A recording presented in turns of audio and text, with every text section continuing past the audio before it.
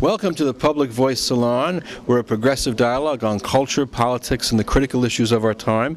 And tonight we're broadcasting at the William Musto Cultural Center in Union City, and we're with Eric Perez. Eric, your middle name is? Eric-Domenique. Eric-Domenique Perez, who just performed in a one-man show called El Gringuito, where he's talking about, you know, growing up between Puerto Rico and New York, Brooklyn, New York, and all of the trials and tribulations, family life, you know, school, getting into fights, this and that, and you know, dating girls, and all this. But as a redheaded Puerto Rican, which is very, very rare.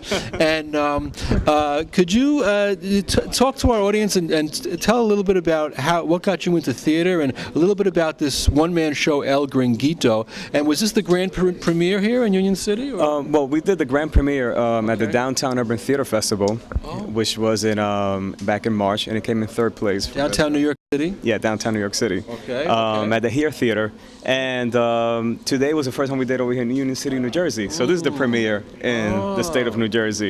And I love the fact that we're like a tri-state area here. It's not like about either or anymore. It used to be like New York was the big art snobs over there, and over here, you know. Now we have so much culture here in New Jersey, and Claudia and I live in Hoboken. We hopped on the 22 bus. Oh, really? We came up here. I mean, and this is all free, ladies and gentlemen. This is free. Yes. And we have a redheaded Puerto Rican giving us entertainment and giving us his soul and his heart. And we just loved this play. Talk a little bit about what was your idea of how to this show. First I want to say I'm very thankful for Union City for having El Gringuito over. It felt really great. It was free, and it was something I wanted to give back to the public, something like a gift back to everybody. It just feels incredible. Great crowd. You can see I'm all exhausted right now after running the show for 60 minutes without stopping. Wow. But it just felt great to get the word out there. What got me into writing the show was, you know, again, the whole story about looking different. Looking different. But, you know, us Latinos, we don't come in one color. You know, we come in different colors, so it's cool not to be a clone, to look just like everybody, to look different from everybody else. And I happen to be a redhead. Wow. And you grew up in Brooklyn, you said? Or? I grew up in Bensonhurst, Brooklyn. Oh, my goodness. Which was, at the time, like really Italians, like the whole, like, Sopranos kind of thing. So that was the neighborhood I grew up in. Wow. So it was interesting. You really, when you talk about the mob guys, you nailed it. I mean, I think about the movie Bronx Tale. Oh, definitely. And you know, the guys at the bar, you know, Goodfellas. Yes. I mean, you nailed the voices and everything. Yes. Like I said, well, John Gotti's right-hand man, Sammy the Bull Gravano. Really? He lived down the block from me. No kidding. Yeah, Sammy the Bull. Sammy the Bull. So I see him all the time. You gonna get in trouble for talking about this? No. Okay. All right. And you know, and all the guys from back then, like Paul Castellano and you know. Big Paul Castellano. Yeah, that's why I mentioned them in the show. Guys. No, I didn't really. But you know they knew who I was. Oh, okay. Yeah, exactly. But they were really nice with kids. Sure. So you know, they just kind of kept you know everything the family business. Right. Well, again, the family business. The family business. The family business. Fireworks, 4th of July. 4th of July. It was sausage and peppers. Sausage and peppers. Oh my God, it was just the funnest times growing up in Brooklyn, and then living also in Puerto Rico. Okay. It was also really fun to live in Puerto Rico. Back and forth to the island. Yes, and the whole time from the 70s and the 80s, going back and forth. It was awesome because great music, everything that was going on at that time. You referenced so much culture. You know, you talked about Saturday Night Fever. Yes. You really tapped into so many. You're very culturally aware. Yes. Tell us about your education. Where did you study? Well, I studied between, again, Puerto Rico and New York.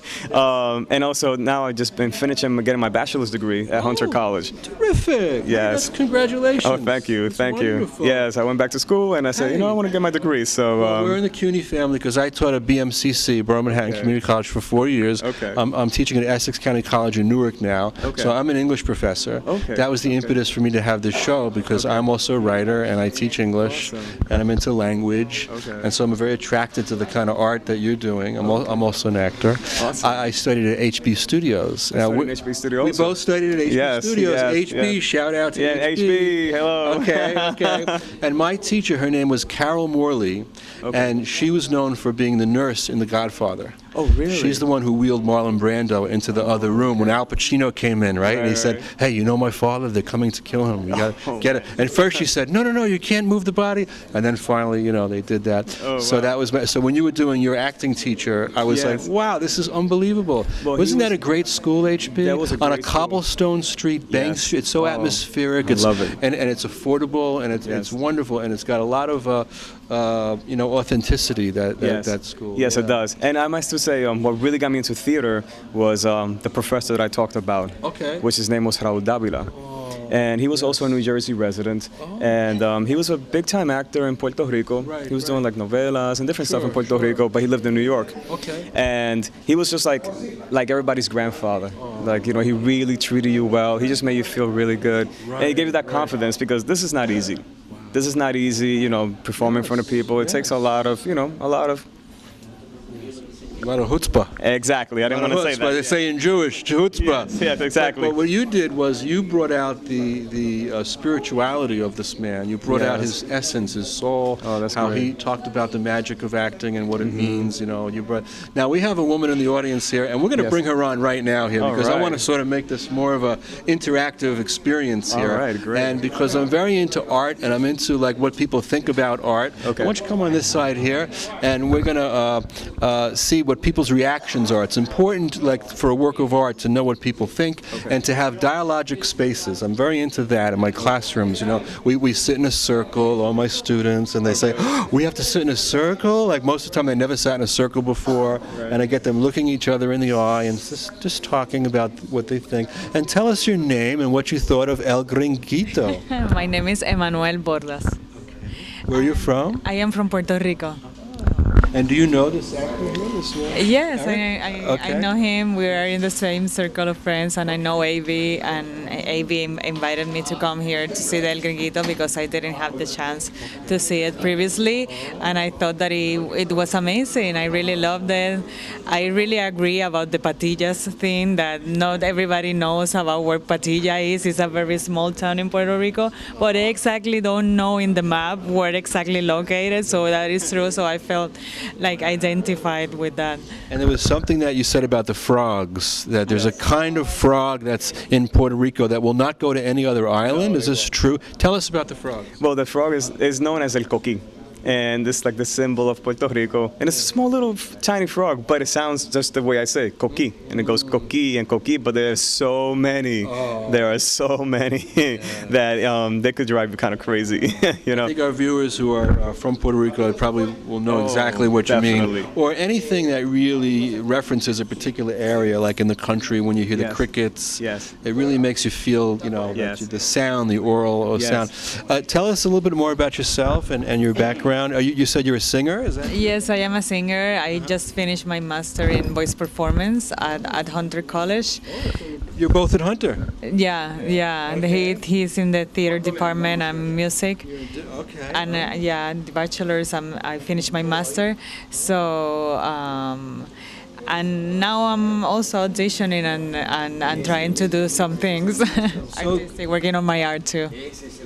It's good. We have to work on our art. It's very important. I'm also a writer, and I try to put time aside every week to do that, to work on my craft. This is also our art, this television program, this film project, But what do you think about what's happening in our culture today, that there tends to be like a movement towards practicality and pushing people to study business and marketing and this kind of thing? And what is, are we becoming, and then you look around and you see everybody with their iPods on. We're becoming so functional and practical. Are we losing our personalities?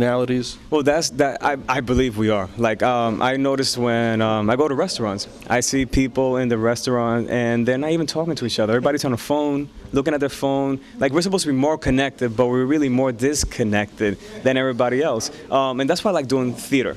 And opposed to, TV is great. I love the fact that we'll be able to be viewed on TV, but it's theater. You're really interacting with the audience. And I'm a writer, so again, also I wrote this piece, and I'm able to, penetrate my ideas out there, and that's what I want to do. It's just the whole imagination. It gets lost, and that's why I also talk about on the show about video games. Now it's all the kids playing all these video games and everything. But what happened when kids were playing hide and seek and all that? Right. That doesn't happen anymore. Right. It was so creative, and those are the great days, and I used to love all that. And that's why I wrote this piece, to kind of maybe bring people back so they could say, hey, yeah, I remember that. Let's do this again. Just like you told me a few minutes ago, that you remember many things from before, and it touches everybody, because everybody has a story to be shared. And I feel that the story that I gave today is something that a lot of people could share with me. So, and when you're telling your story, you're getting other people to think about their stories, and kind of a dialogue, that we all have our stories, and our stories are worth telling. Right. And when we take the trouble to sit down, I think, and write our stories, or share them, or you had to craft this into a work of art, that really, puts you in touch with your story. Exactly. And I think in some way you transcend your story, you make the meaning out of it. Right. My grandmother was brought to America by a famous actress named Blanche Walsh. She was very big at the turn of the century. She played in a Tolstoy adaptation of A Resurrection. She played in Trilby, which was the precursor to Phantom of the Opera. Oh, really? This was the woman who brought my grandmother to America, who nurtured my grandmother. Okay. My grandmother used to break into song, if something reminded. She was a great storyteller. So I got a lot of theater in me. Also, my dad was in a play with Warren Beatty when he was a young man. So I have the theater in me. Now I want to turn to you now and tell us your name again. Emmanuel. Emma, you're a singer. And when did you develop as a singer? When did you decide you wanted to be a singer? Was there a special moment? Was there a song? Was there a person?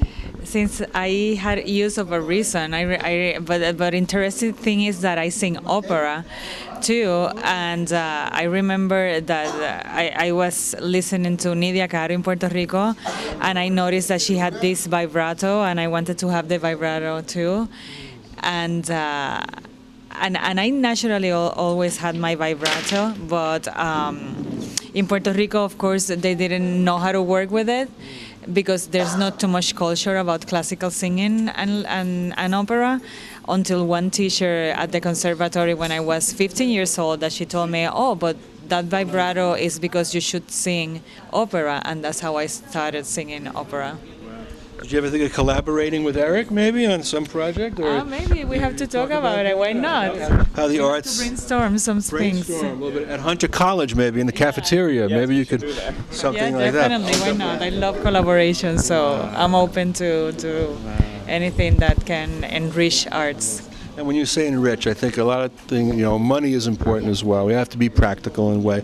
And I think, like in France, they really support the arts, more strongly than in America. So we have to wake up in this country, and we have to stop cutting the budgets on art programs. We have to start supporting. I mean, this was free, which is wonderful, at the City of Union City. We want to thank the Mayor, Brian Stack, and everybody who made this possible. But also, that's another thought. And again, I teach college English, and I see a lot of my students who, they're afraid of, going into art. A lot of them don't even know about art because they haven't been exposed to art. So I try to wake them up to art through film. I bring films into the class, and I talk about my stories, and I talk about, I try to wake them up like that. But they all feel like they have to study accounting and be practical because of the money situation and the economy.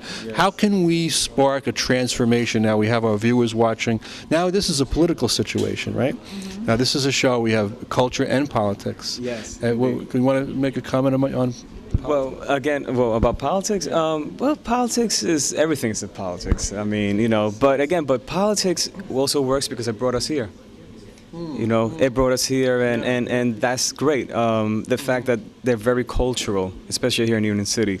Lucio, right? Where's Lucio? Is he around? I'd like to get him on if he's here. Lucio. Right now, but I'm very grateful to Lucio. Lucio Fernandez is fantastic. And just again, I just love the fact that they're very into much arts, and they support the arts. And then they reached out to me in New York City and said, how would you like to bring, the show to Union City for the people of the town, del pueblo, as we would say, the community. And I said, definitely, I would love to bring it out there, What's amazing, this is a New York quality show here. This was a performance that could be, in downtown New York at the Fringe Festival or any one of these, off Broadway places. And it's here in Union City. And, we hopped on the 22 bus. The bus is like half filled, and we just, it's like about, maybe 15 minutes from our house in Hoboken. Right. But, hardly anyone knows about this in Hoboken. It's like a hidden jewel. Right. I love hidden jewels. If everybody knows about it, then it's going to be, we love it. But there was a big crowd here. You drew an audience. Yes, no, it was great. It was great. The energy of the crowd was fantastic. It was just different because, again, I'm used to the New York crowd, and I was saying, I wonder if they're going to be able to relate to the topics I'm touching because of New York is, it's different. But they were. They were with me the whole time, and that felt really, really good. That felt really good. So now I see that the show could travel a little bit more, so who knows, we might be in a town close to you soon. Any other thoughts about the show? Anything that stood out for you? Anything that, like, during the performance, any thoughts or feelings that came up? Piggybacking on what you said about politics, I think it's wonderful that through politics you can expose these kind of shows for free and for the community, so the community doesn't have any excuse for not enjoying a good show. And that's all thanks for the community and the politics. And in my politics, I try to create a world that's more caring and loving and kind, and that's what we can do through the arts. I belong to the Network of Spiritual Progressives. It's an organization started by Michael Lerner and Cornel West, two intellectuals, and who believe that we need to create a different society with a new bottom line, not one that just values money and power, but one that values kindness and love and caring and ecological sensitivity. I mean, we have an ecological crisis that's out of control.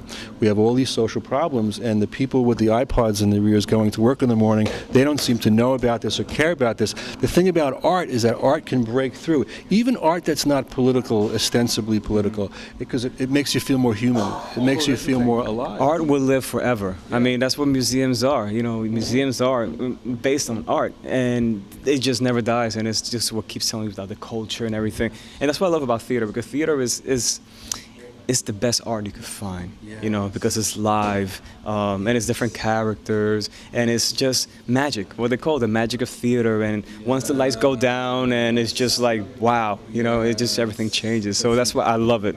I really love it. Something there, and it goes back to the ancient Greeks, Yes. There's a catharsis that happens. You feel something, you walk out transformed, Yes. you become different, Yes. something the actor says that touches your life in some way, Exactly. and you think differently about your own life and also about the society around you. No, exactly. And then it's also something that you want people to go home remembering things from the show or the piece, whatever, where it touches them, and like it just gives them something positive to bring back home with them, so something that just never dies. Much like an opera does, much like a great song will touch a person's heart. Music to me, I think, is one of the greatest art forms, and I love the old songs. To me, like, old songs touch my heart when I hear them, and the standards. So some of the new music, I hate to sound old-fashioned, but you don't even know what's going on in these songs. And even I would even say Broadway now.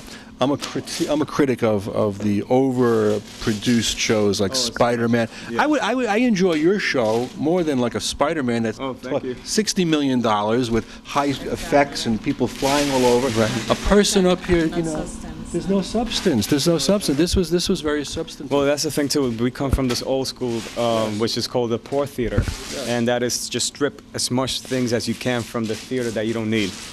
So as long all we need is just the actor and the spectator. That's it. That's all we need. And everything else is imagination. So it's like my imagination and the spectator's imagination meet at one place. Yes. And that's where it's fun. That's when you're having a great time. The imagination. Now, I think it was Emily Dickinson who said that the imagination lights the slow fuse of the possible. Isn't that beautiful? That's beautiful. Isn't that wonderful? And then there was a poem by Wallace Stevens who talked about the man with the blue guitar. And the man with the blue guitar does not play things as they are. he plays things as they ought to be or might be. In other words, how things could be otherwise. That's what the arts, show us. And John Dewey, who was one of my big heroes, he's a philosopher of education, he said that the aesthetic is the opposite of the anesthetic. So it's the anesthetic puts us to sleep, and I think so many people in our world today are being put to sleep. Oh, definitely. They're just being, narcotized by bad television, going from work to home, jobs that they don't like, sitting in cubicles, and with these iPods. I don't know what they're looking at with these apps. I think they're boring as heck because the people look bored looking at the apps. They look bored out of their minds. Yes. They wouldn't be bored if they came here and saw your show. Well, thank you. Thank you for the. Or heard your singing, and that's why I see a lot of people I'm not knocking Facebook, but I see people are so more involved with living and posting things on Facebook. Yes. Why don't you just reach out and interact with people and connect and hang out with them, Real connection, face to face. Face to face, My goodness, people are terrified of face to face now. I'm finding that we're losing that ability to connect. Yes. We're trying to bring that back with our show. See, our show is called the Public Voice Salon. Yes. So we want to bring salons back, and you can tell your friends. Yes. Let's all get together in a room someplace, and let's have these discussions, and let's bring it out to the public, because we're educating people again how to talk, how to build a literacy about art, about culture, and about politics, like in the old French salons, right? Yeah. Gertrude Stein and Hemingway, and they're hanging out, and nobody's telling them what to talk about. Right. You just riff, you just go off, and you start with one topic, it brings you someplace else. But if you bring a lot of people together who are interesting and who are aesthetic and who have done some work on themselves, who have done some reading, and then you're going to get an interesting conversation. Exactly, and that's how we ended up putting the show together. Just a bunch of us getting together and saying, all right, let's do this together. I had my team of A.B. Lugo and Billy Martin Mejias, and we just said, let's just put this out there and see how it goes. And again, the public has been loving it ever since. So we're so happy to hear that. And I want to give a shout out to Lucio over there. Lucio, thank you. Want to come on and just say hello? This is one of my heroes over here. One of the great heroes of television, of art, thank you very much. Culture in Union City and New York City metro area and in the country and in the world. Oh my God! Watching your show on Sunday nights has given me hope, because you're a man who just you're very spontaneous, and you use humor, and there's a humanity to the way this is a non-pretentious space that you've created here. You are the one behind this, and I want to thank you. And Lucio, what are some of your thoughts about tonight? No, tonight was wonderful. Yes. I mean, to have Eric-Domenique here doing this play here in Union City. We've long-standing Hispanic community. Obviously, 90% of our community is Hispanic, and we had a big Puerto Rican community here. To bring him here to Union City to express his life, his art, is truly a pleasure to see, and we're honored to have him here. Wonderful. You do create community, Lucio, and I can see it happening here. It's very visible. It's very obvious. There's a philosopher named Mikhail Bakhtin, and I've been reading him a lot, and he talks about the carnivalesque, and the rogues and the clowns, and how we need that, the humor. Yeah. And there's something, when I watch your show, I'm getting that carnivalesque spirit. Like back in the Middle Ages, you had the two types of society. You had the hierarchical and the pious, and everything was authoritative, and you were very fearful. Then you had the other side. You had the carnivalesque. You had the humor and the clown and the rogue, and you're bringing that spirit, I think, onto the air with intelligence and humor and empathy, because you do bring some empathy also. So you really keep up the amazing work, Lucio. Thank you very much. I appreciate it. And Thank you. One of our heroes. And thank you for covering our event and interviewing my good friend Eric-Domenique. Anytime. Okay. Thank you very much. So that's enough for tonight. For any closing thoughts before we sign off here? Well, again, thank you again, everybody, for that came here tonight to see El Gringuito. And again, he might be seeing us soon, somewhere close to you. You should be playing Giant Stadium. You should be playing the big arenas. Yes. People need to see this stuff. They need to shut off their Facebooks, turn off the iPods, unplug them, and real art, real amazing theater. Great. Okay. Great. Thank you. Thank you very much. Appreciate it. And thank you for being with us. Thank you.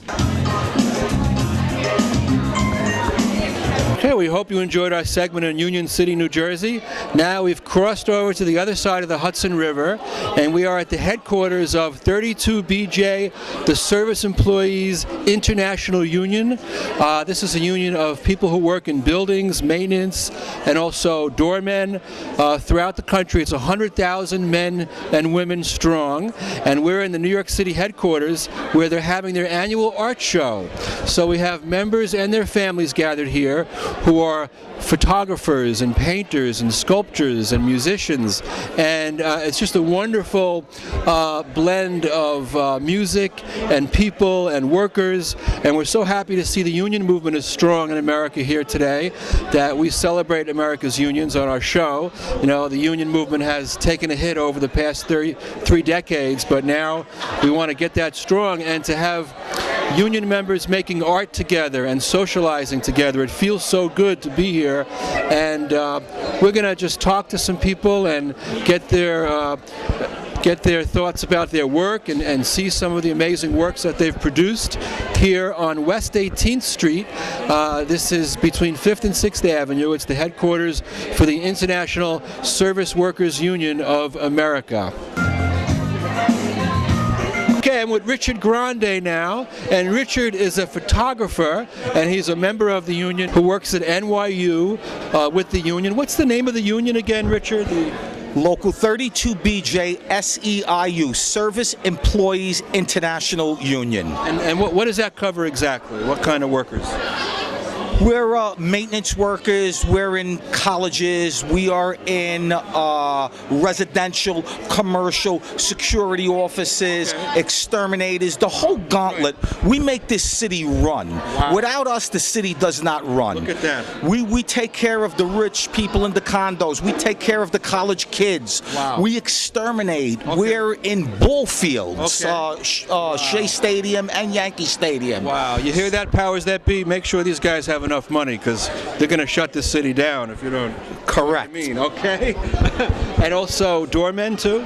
Doormen, concierges, Okay. porters, handymen, Okay. superintendents. Wow. Anything to do with running these buildings, Wow. we have a part in that. Well, I work in real estate, so I appreciate that. I appreciate taking care of the we doormen thank and you. everybody. Now, Richard also works at NYU, That is correct. which is my alma mater. I studied education there. And tell us what you do at NYU. I run a cleaning crew on the mid-shift. I'm the foreman there, and I'm also the shop steward in the Bops Library, where President John Sexton has his office. And even if I do say so myself, they are a wonderful institution to work for. Wow. They are pro-union. Everybody is union there. Everybody is happy there. It's just a great place to work. Wow. John Sexton wrote a book about baseball recently, and I saw gave a nice talk about that. Big Yankee fan, Okay. Mr. Sexton. Okay. I hope you see this. There you go. Now, Richard, tell us about your art, because you are a photographer now, and let the world know, what is it that got you into photography, and tell us about the pieces that you have here. I'm into photography, but I am into one specific type of photography. I capture blues artists as they're still on this earth with us. Now, why did I pick blues artists? Because of my love of the blues and these men and women who have built this country. A lot of them are sharecroppers, cotton pickers that are still with us. And I don't want to go into the history of that. You all know what happened to these poor men and women down south. I just love them. I love capturing them. After I get the photos, hopefully a couple of years later down the line, like these two pieces I have here, I get them autographed. And then I have a room up in my house in Pennsylvania, which is my Blues Room Hall of Fame, where I put all these pictures that I take. I have autographed harmonicas, I have a couple of guitars, drumsticks, anything to do with these blues men and women who have donated so much to this country, American roots music. Go out and support live music. These men and women really need it. Mostly black people too, which started the blues. Absolutely, absolutely, Let's take John. a look at the work. Claudia, we could take a look at this one up top first, and Richard's going to tell us a little bit about that one. This is Mr. Ronnie Baker Brooks. I took this photo at the Poconos Blues Festival probably 4 or 5 years ago. Great guitarist. His daddy, who was underneath him, really got him into Let's go underneath and see the father there now. Mr. Lonnie Brooks. They come on this side here. Okay, yeah. Who happened to be in the Blues Brothers 2000 movie. Really? Which is a great, great guy. And also... Was that with Dan Aykroyd and John Belushi? Well, John happened to pass away, so it was with Dan Aykroyd and John Goodman. Wow, okay. Great, great, great component of the blues. He's on Alligator Records from Chicago. Okay. He's the daddy. Sure. And the other gentleman in the picture with him is Wayne Baker Brooks' other son. Okay. So we have 3 generations in the same family of bluesmen from Chicago keeping this great music alive. And you're keeping it alive too with your photography, Richard. Thank you so much for being on our show. Thank you, John. Speaking of movies, you're quite a character. Did you ever think of going into movies yourself? Well, if you could find me a role, I'd be more than happy to go into it. I do have a little bit of charisma, I've been told. You're a natural. You're a natural. I thank you. I just want to say hi, Mom. I hope you see this. I love you. You know, this union is so strong, and it feels so good to be here. And it's guys like you, again, that the salt of the earth of this country. And I just hope our politics and our politicians are aware of this and aware of how vital the unions are. And we know what happened with Ronald Reagan. He put the kibosh on the air traffic controller. Absolutely. And we're sending this message out to the Democratic Party to stay strong with the unions as always. And I thank you, John. And just to end this out, they know who we are. Yes. We're the strongest cats on the block. Okay. But we're also some of the nicest cats on the block. We take care of our tenants. We take care of the students at NYU. Yes. I take care of the faculty, the deans, and everyone else. And I love my job, and I love taking care of them because it's a two-way street. Yes. I take care of them, they take care of me. And that's how it works out here in the real world. You're a wonderful, passionate man, and you're very artistic, and we're so happy to have you on our show, Richard. Thank you, John. Okay. I appreciate it. Okay. And John, if I could have your card, I would. Yes.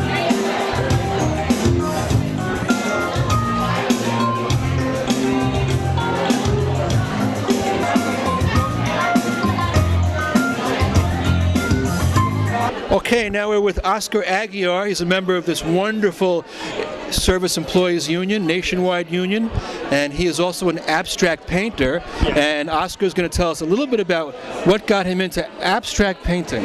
Well, you know, I just try to show how the work in dimension painting, and also showed in the old walls and a way to the broken brick, and the size is a Venetian plaster, and make it believe, you know, like the leaf is falling down. Is this the piece we're looking at now? Yes. Claudia, we're looking at this piece now.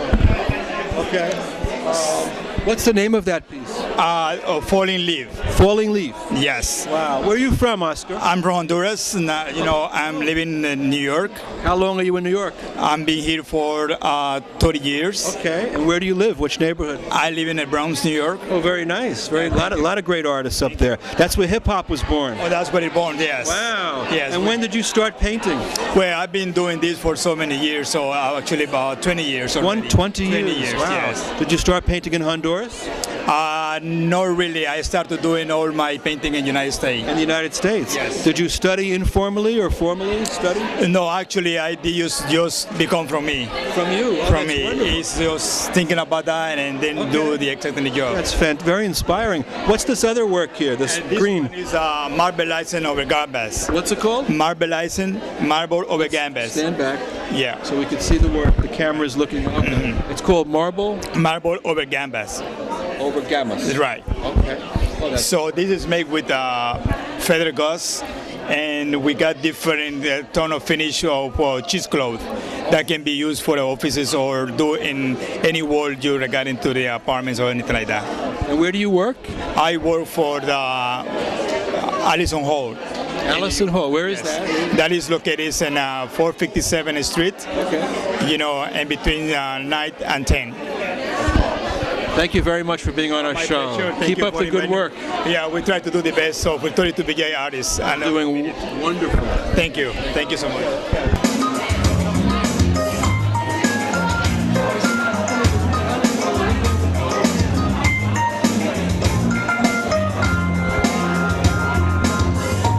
Okay, we're with Naja Quintero, who is a painter, and her moment has arrived of coming on televisión, to talk a little bit, hablar un poquito, about her artwork that she has done.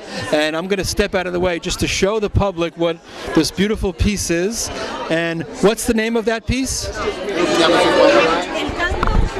El canto del colibrí. And could you tell us a little bit about this work and what it means to you? Dile lo que tú crees de ese cuadro y lo que tú crees de él. Es una pieza donde los pájaros, ¿cómo le podríamos transmitir que los pájaros cantan? This is a piece where we're trying to communicate how the birds sing. How the birds sing. Okay, wow. And where are you from, Anja? Soy ecuatoriana. She's from Ecuador. Okay. When did you come to the United States? Tengo 12 años viviendo en Estados Unidos. She's here 12 years now. Okay. And did you when did you start painting? Me gusta pintar, ese es mi hobby y es una manera como sacarme el estrés. Pero pinto desde hace unos 12 años atrás. What inspired you to become a painter? ¿Qué te inspiró? Me inspira la bondad, el amor, las cosas tiernas. Yo soy romántica. Inspired by love, by emotional things. She's a very emotionally sensitive person. Oh, that's wonderful. That's wonderful. And this other piece that you did, with all the beautiful leaves up there, what's that called? ¿Cómo se llama esa pieza? Esa pieza es algo que le quiero demostrar a la gente que haciendo eso es reciclaje, porque todo. It's done by recyclable materials. It's all recyclable materials. Oh, that's amazing. Yes. What kind of materials is it? Uso cartón, papel de colores, tissue paper, cardboard, tissue. That's amazing. Y lo importante de eso es que podemos enseñar a los niños que algo que se recolecta puede ser un hermoso arte. Things that can be discarded can also be beautiful art. Oh, that's wonderful. And for me, it's also very magical, and it shows the wonder and beauty of nature and flowers and trees, and that's wonderful. And you also work for this union. What do you do for the union? Soy Steward. Pertenezco al área de Jersey City. She lives in Jersey City. She's a shop steward. And where? In Jersey City. Okay. También soy activista, me gusta estar metida en la política, amo el arte. Also, she's an activist and she likes to be involved in the political movements of the union. Oh, that's wonderful. We want you to stay strong so you could keep the union strong, because the union movement needs to really get up there and recover from some of the problems it's experienced. But I could see with people like you in charge, and people who are artists and thinkers and emotional beings and very social people, I think I have faith that the union movement's going to come back strong in this country. Thank you.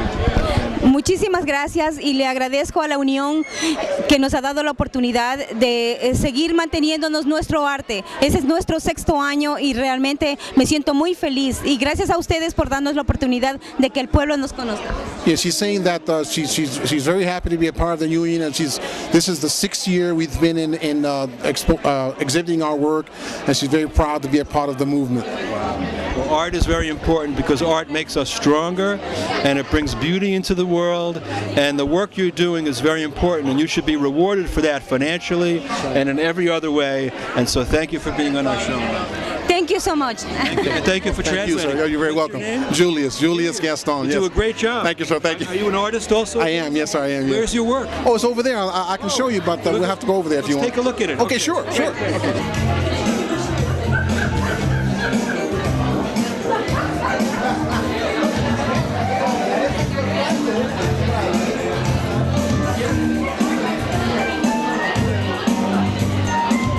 Okay, we're here with John Perry.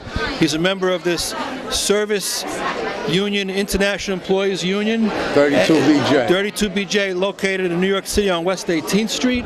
And John is also a wonderful photographer. and he's going to explain to us a little bit about his work that he has here today. He likes to capture everyday things that attract his eye and his interest, and he's going to show us a little bit about what he's got to offer today. And maybe we could learn a little bit from John about the photographic process too, and what inspires him and what makes him such a great artist. Okay, John, tell us a little bit about your work. This is one of my favorite photographs. It's a young Oriental child taken in the cloisters. Okay. I captured his image twice. This is in the cloisters Upper Manhattan. On Dyckman Street. Sure, okay. I captured his image twice. First I shot it from the side. Okay. He gave me a look, yes, and I shot him head on to capture his look. Amazing. I'm not bragging, but it is my favorite photo. It's an award-winning photograph. Thank you very much. Fantastic. Thank you.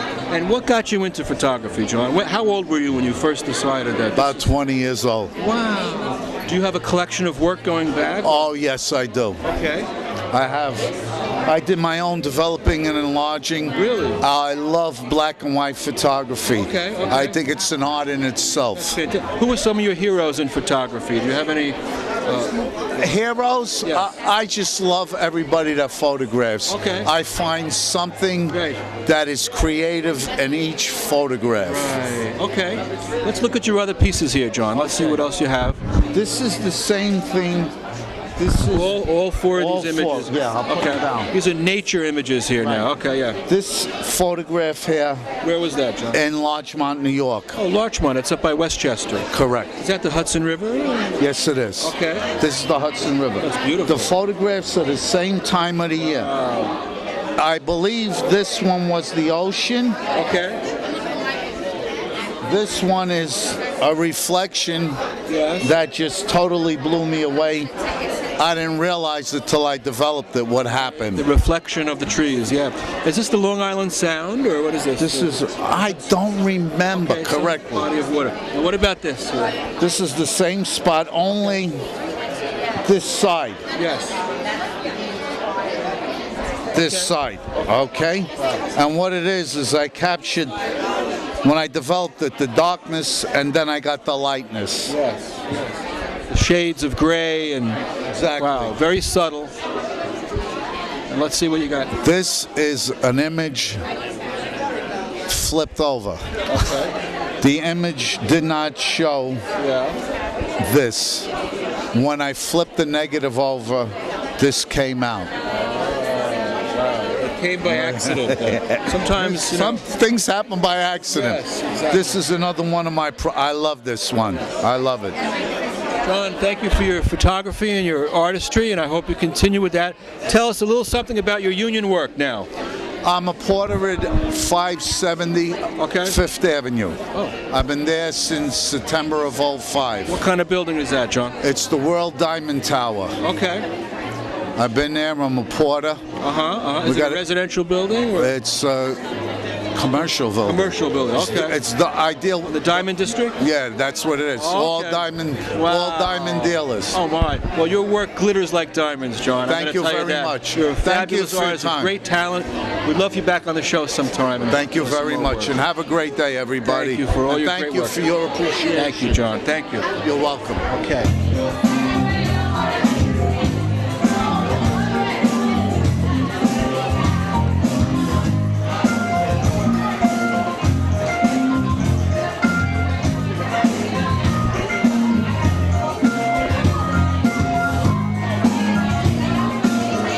Okay, we're with Ed Boschnack now, and Ed is an artist and member of the International Service Workers Union. Did I say that right? Yes, correct. I hope I say it correct. 32BJ? Yes. And he's going to tell us a little bit about his work. Yes, what I present here a video from my last trip to Uganda, Verzoni Manti, and the boats of... You can't see the video though, we got to look at the paintings and the work. First, I present some pictures from Himalaya, first Kingdom of Law, very small kingdom located between Nepal and China. Okay. And this is here Hudson River, Polopan Island. That's the castle on the Polopan Island. That's the Hudson River there? This is the Hudson River and castle on the Polopan Island. This is a castle built in beginning of the 19th century. And that's the pictures from the windows. Is it in New York or New Jersey? This is in Manhattan, Hudson up. Yes, New York. Oh, that's in Manhattan. No, this on the up of the upstate. Sorry. Upstate New York. Okay. Upstate New York. Yes. Where do you live? I live in Glendale, Queens. Okay. Let's take a look over here. That's not mine. Only these two on video. On the video. Yes. Well, we could see the video a little bit. Claudia, maybe you could focus on the video. Safari w górach księżycowych. Tadeusz Bernacikiewicz. Góry w Wersorii. Afryka.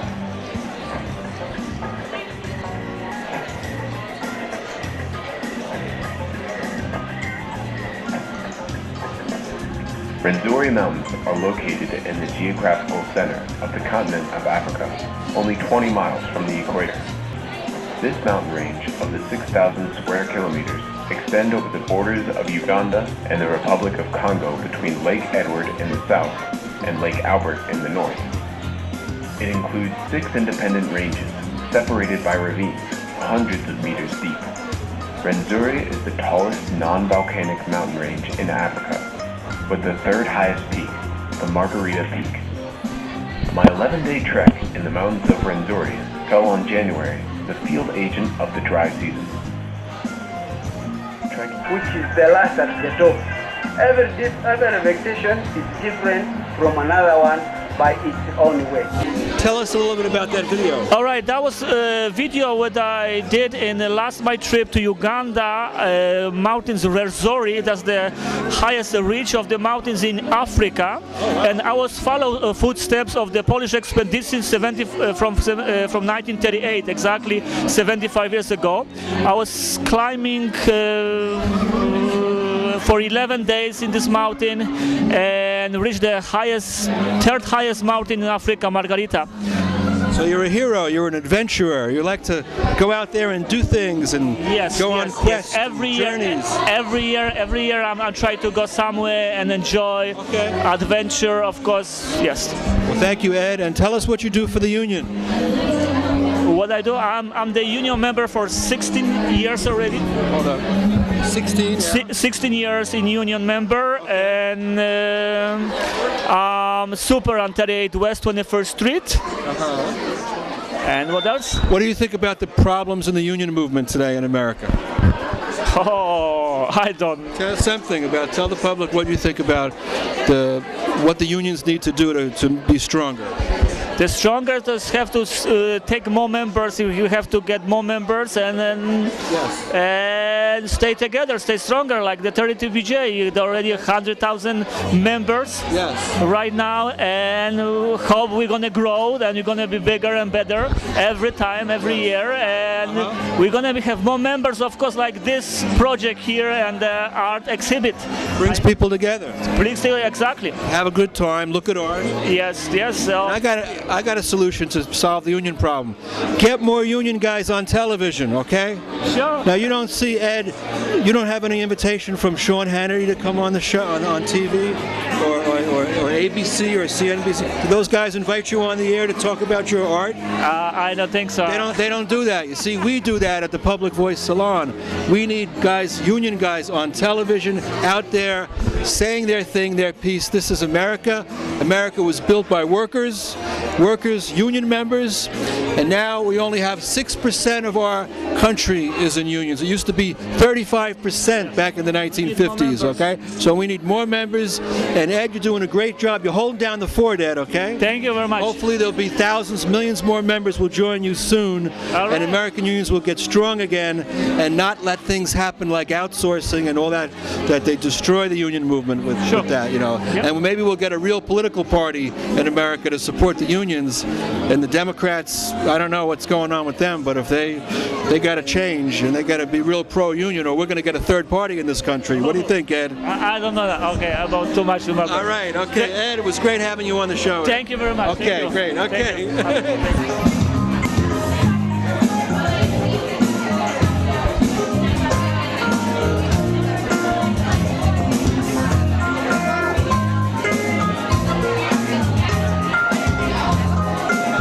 Okay, we're back with Julius Gaston, who did some interpreting work a little while ago. and he's going to show us the two pieces he has in the show. It looks like two paintings, Julius? Yes, I do oil paint on canvas. I'm what's called a traditional realist. Okay, a traditional realist. Yes. Interesting.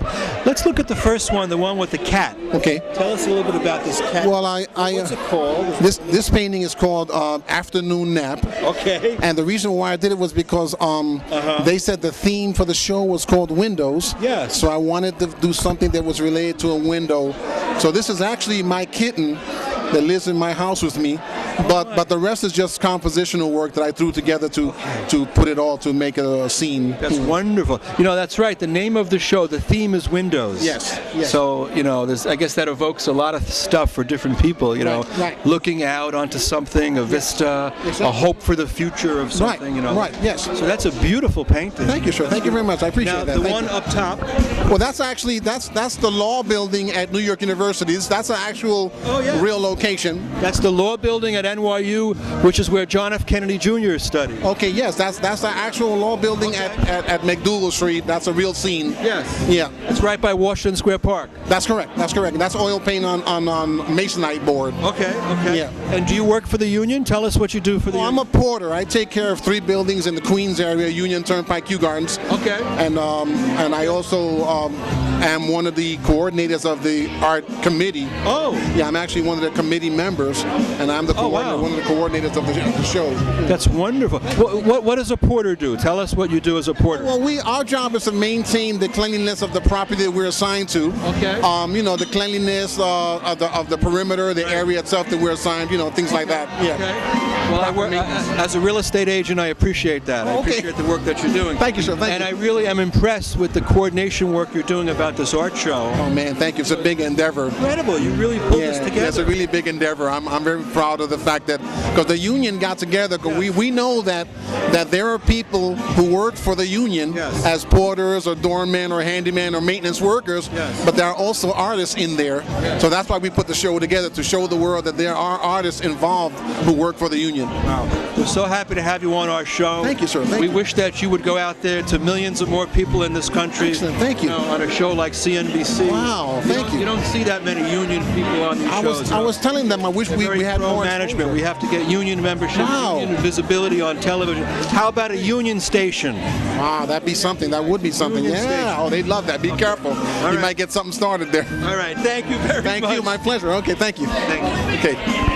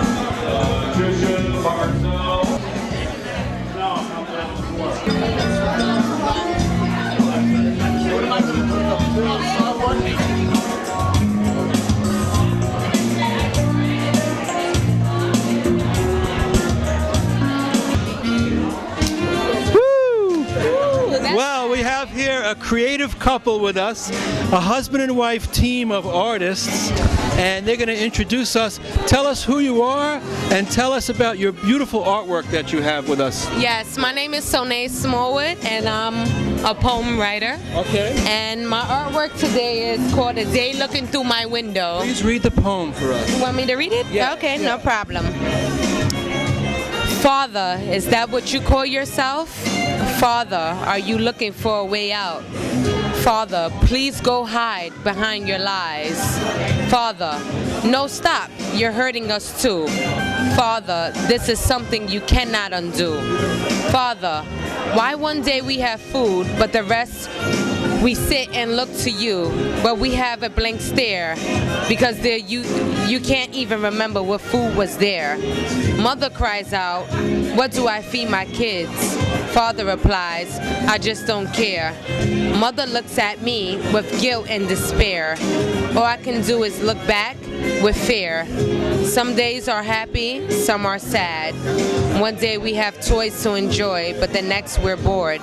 All because Father had to go out to feed his joy. Joy, joy, joy. All the joy while we sit and watch you exploit.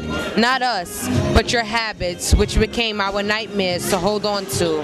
So now I stare from the outside looking into my window. Oh my goodness. Thank you for that poem, Thank you. Sonia. Yes, Sonia. Now Yes. your husband Fernando. Yes. We're almost out of time. Fernando, tell us about your work. How you doing, man? Fernando Gallegos. Well, my work is basically the windows of my life, the journey that I took throughout my life. This is the windows that I opened as I walked by in my life. Yes. So it's beautiful. Yes. This is gorgeous. This is basically a view through my life, my experience, and what's still to come. Wow. Tell us, what is it like to be a creative couple like this? Both of you are so talented, and you're a poet and a painter. What's it like? It's great because we get to express ourselves through the poetry, through the artwork. We're just here to be neutral and keep it real. I wish we had more time to go deeper into that poem. We only have like 30 seconds left, but I just wanted the two of you on the show to show your spirit and your creativity and your aesthetics and your joy. Thank you very much. It's been a great opportunity being here, and we look forward to being here next year, and it's been wonderful. I think you're going to go right to the top, both of you. Thank you very much. You're going to be the next Sonny and Cher, I think. Yes, great. I love it. All right, thanks so much. You're welcome. So thank you for watching the Public Voice Salon. We hope you enjoyed our program today, and we brought you some art from Union City, New Jersey, and also from New York, from Manhattan, from this show of union members and bringing their art out there. And we just want to let people know there's so much to do in the New York City metro area, and to bring some art into your life, because art is something which is healing and empowering, and so is politics, if it's the right politics, and if it's pro-union, then it's good, and we support that. And we just hope you keep watching our show. And I want to thank my lovely wife Claudia, without whose help I would not be able to make this show. She's my darling wife. And have a wonderful evening, everybody. We are the Public Voice Salon, and God bless.